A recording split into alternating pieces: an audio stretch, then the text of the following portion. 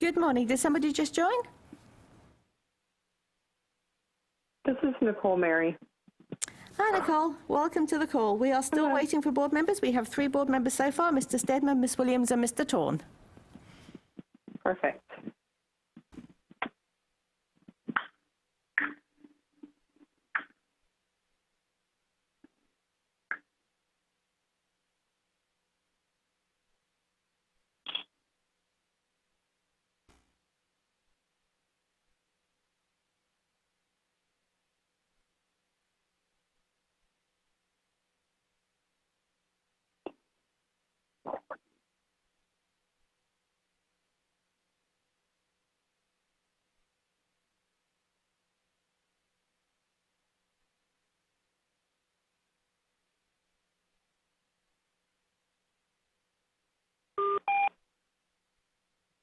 Good morning. Did somebody just join the call? Yes, this is Harrison. Hello, Commissioner. Welcome to the call. So far, we have Mr. Stedman, Ms. Williams, Mr. Torn, and Nicole Bunker Henderson on the line. And Emily, sir. Thank you, Mary. Good morning. And just a reminder, this call is live, so it is available on the internet. We're not ready to broadcast the meeting yet, but the line is live. Okay, great. Thank you, Mary. Good morning. Good morning. Hi, Donna. Hello.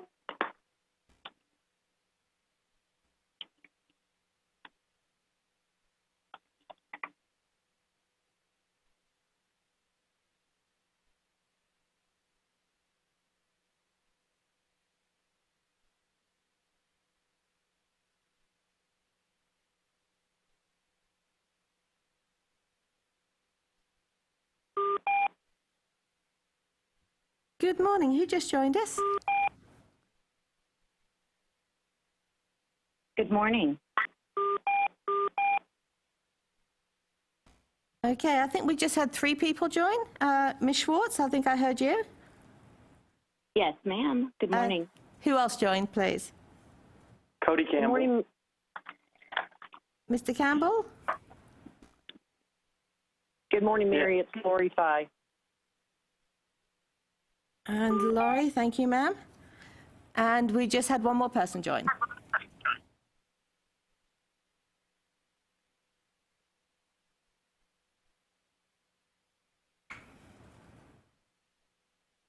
Hi, Mary. It's Levi. I joined a second ago. Welcome to the call, Mr. Javed Attorney. Anwar. Mr. Anwar, thank you, sir.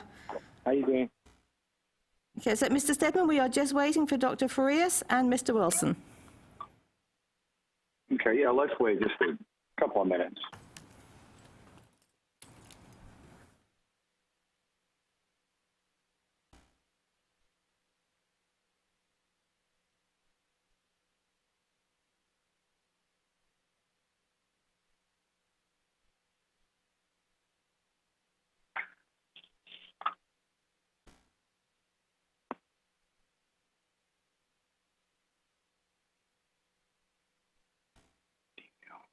I want to see this stuff.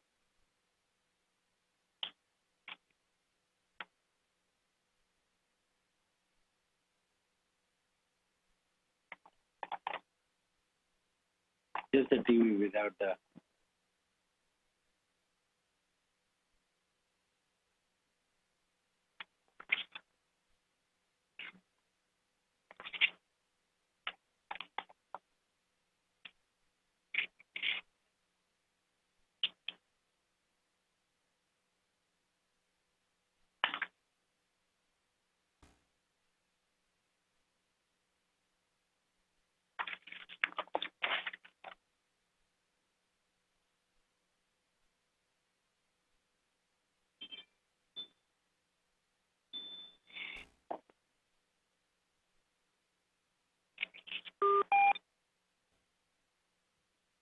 Good morning. Did somebody just join the call? This is Fred. Thank you, Dr. Farias. The line is live. Mr. Wilson, was that you just joining?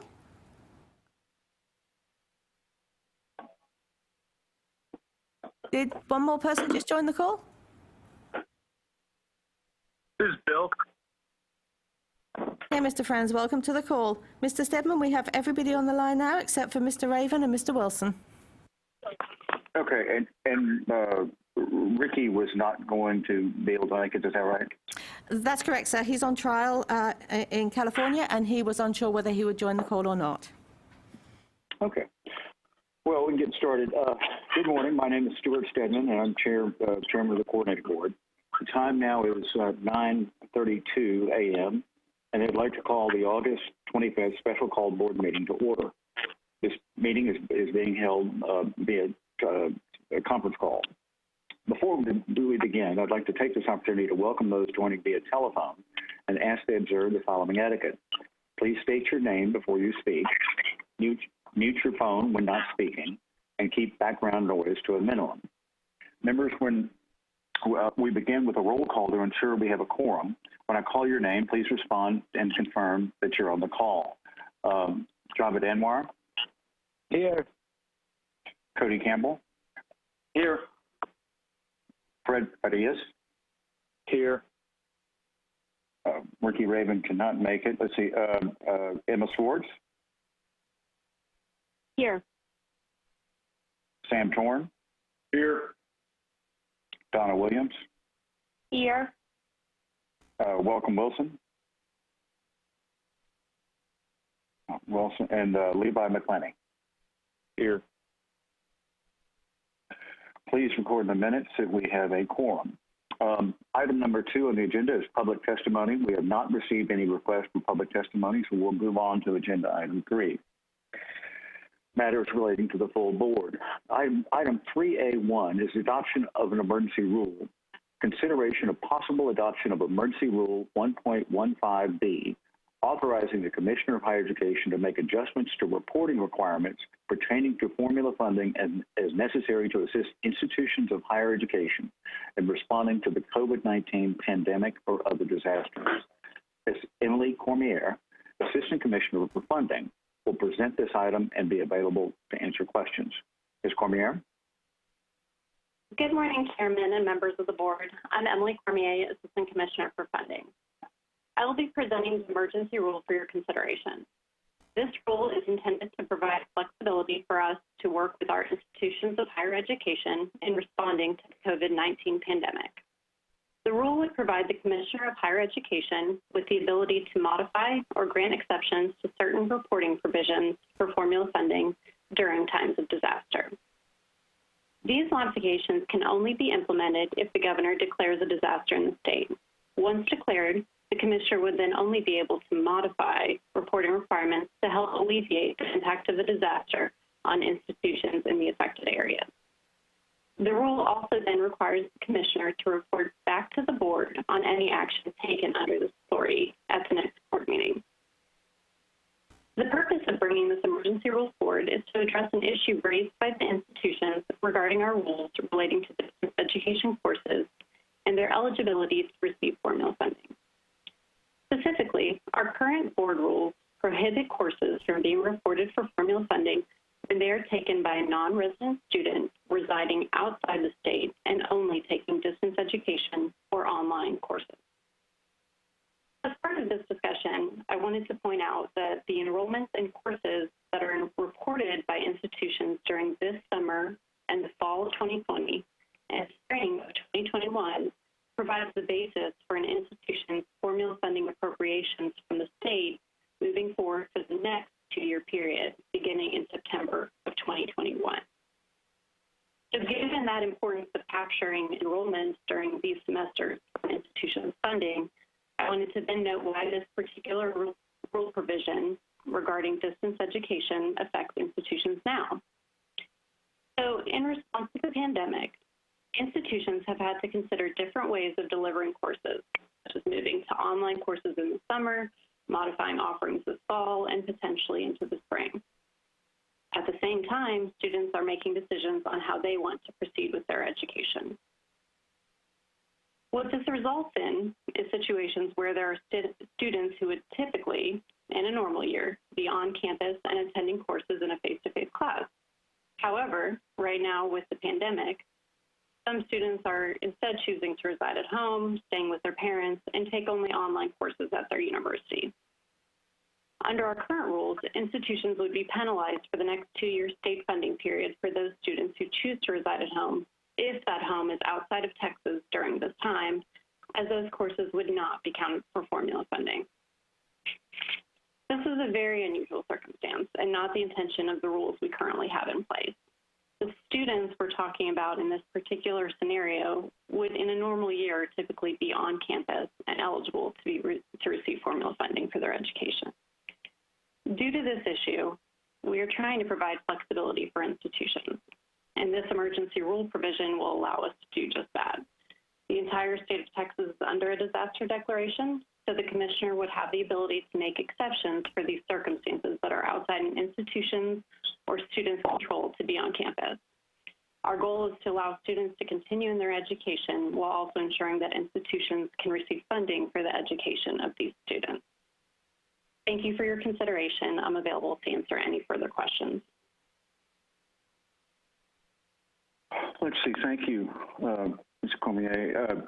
I guess I have a question, and I should, of course, know this, but anyway, let me just ask it.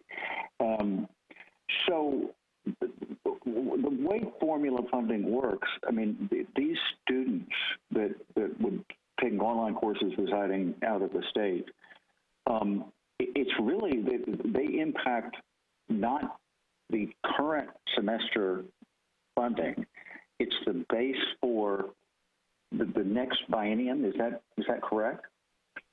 That's exactly correct.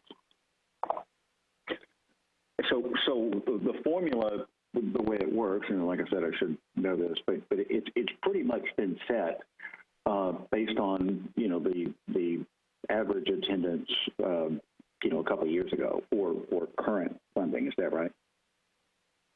So the way the formula works is that the state determines the level of funding that they want to allocate for the next 2 years. And when they allocate that funding, they use what's called base year data to do it. And this is a 3-semester period, which includes the summer and fall leading up to a legislative session, and then the spring semester during a legislative session. So they use that data to allocate the funding for the next 2-year biennium. Gotcha. So it's a baseline issue, and it sounds like it needs to be solved now. Members, any other discussion or questions? What percentage of students are taking advantage of this? I mean, what's a number of students as a percentage of the whole that we're talking about that are out of state, remaining out of state, and taking classes online? Do we know that? We do not know that information because it is really subject to student behavior that will happen. But that being said, approximately 10% of the enrollment at our academic institutions are students that are outside of Texas. So some portion of those would probably be taking advantage of this. So all we're doing is making sure those are counted in the formula. Yes, that's correct. Okay. Any other comments or questions? Mr. Chairman, this is Harrison Keller. Could I just make a couple of quick comments? Please. Because I wanted to underline a couple of the points that you and Mr. Torn just made, just for the broader audience that's listening. So first, I think it's important to underline that we use this base year calculation. So unlike on the public education finance side, we fund on a base year calculation of what happened in the past. So we don't actually fund enrollments in our higher education institutions year to year. So if there are extraordinary circumstances that might knock students out of the calculation of fundable semester credit hours, that can ripple through the funding that institutions receive from the formulas for the next 2 years, regardless of what would happen with their actual enrollments over those next 2 years. So that's just one of the structural issues that, of course, you, Mr. Chairman, and other board members have called out that might need to be part of a larger higher ed finance policy discussion. The other point is that our rules don't really anticipate or make any accommodations for natural disasters that are, of course, outside of the institutions or the students' control. So our hands are pretty much tied right now under our current rules, and we would report the data in a fairly rigid way into appropriations. So this emergency rule will be important, of course, for the COVID situation, but as we're facing yet another hurricane, being able to make this kind of adjustment also ends up being important so that we could provide adjusted data as an input into the appropriations process. But of course, the final determinations on how much funding institutions receive, that will be worked out next session in appropriations. Okay, yeah, that's helpful. Any other questions? Yeah, this is Cody Campbell. I have one. So, if this is all going to be worked out in the legislature, why do we need to get involved? I mean, the legislature can assess, what happened with out-of-state students as a result of the pandemic and the hurricane or whatever, and can make those adjustments if they want to. So, aren't we sort of circumventing their authority to some extent? If I could answer Mr. Campbell's question. Yeah, no, please. So thanks for raising this question. And because we've brought the proposed rule to the legislative leadership, to the governor's office, to the chairman of the standing committees on each side, the House and the Senate. And what we talked about and what they shared with us is, first of all, when the data is reported, if institutions report the data precisely as they're required to report the data, then we actually wouldn't have much of a window on those semester credit hours. So they wouldn't be reported at all. Whereas what we'll have under the emergency rule is the institutions will be able to report those semester credit hours, and particularly for the summer, they've already prepared their data for their summer enrollment, so we'll be able to pretty quickly get a sense of what the magnitude of the issue might be, to answer Mr. Torn's question that we don't really have data on right now. Now, all of that does end up just being an input into appropriation, so we're not circumventing that process, but we will be able to provide them a little richer, a little fuller information. And of course, appropriations can decide to do whatever they deem appropriate, but they'll have a little more complete information about what's happened and how many students had to go online. And of course, this is something that's highly dynamic. There are courses that are getting converted to online delivery right now that they planned originally to have in hybrid or in-person delivery. Okay, that makes sense. Any other questions? Anyway, yeah, please. This is Donna. Question for the students that do remain on campus. Does the formula take into consideration? I mean, they count as double, or they just count what they would normally count? How are the students that are on? How are the numbers of the folks that remain on campus? Are those impacted at all, or just added to the online numbers? Yeah, Ms. Campbell, those students that would be on campus, they'd be counted as they typically would, where their semester credit hours would be counted based solely on the kinds of courses that they were enrolled in. So they'll just be counted as they normally would be counted. Okay. Okay. Thank you. Okay. If there are no other questions or comments, may I have a motion to adopt Emergency Rule 1.15B?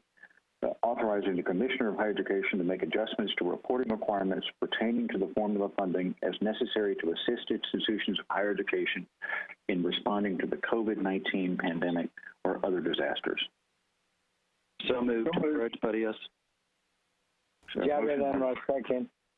Dr. Farias, second by Mr. Anwar. Let's see. So, okay, is there any discussion?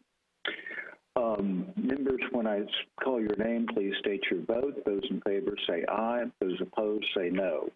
Mr. Anwar? Aye. Mr. Campbell? Aye. Dr. Farias? Aye. Ms. Schwartz? Aye. Mr. Torn? Aye. Ms. Williams? Aye. And didn't hear Mr. Wilson. Did Mr. Wilson join? Okay, just report Mr. Wilson's not here, and myself, I will vote aye. Motion passes. And this concludes our special called board meeting. Do I have a motion to adjourn? So moved, Emma. Motion by Ms. Schwartz, second by Mr. Anwar. All in favor, say aye. Aye. Aye. Aye. Sounds like I don't really need to do a roll call vote. Hearing no nays at all. The motion carries, and we are adjourned. Thank you for your time this morning. Appreciate it. Thank you. Thank you. Thank Bye-bye. you. Bye, everyone.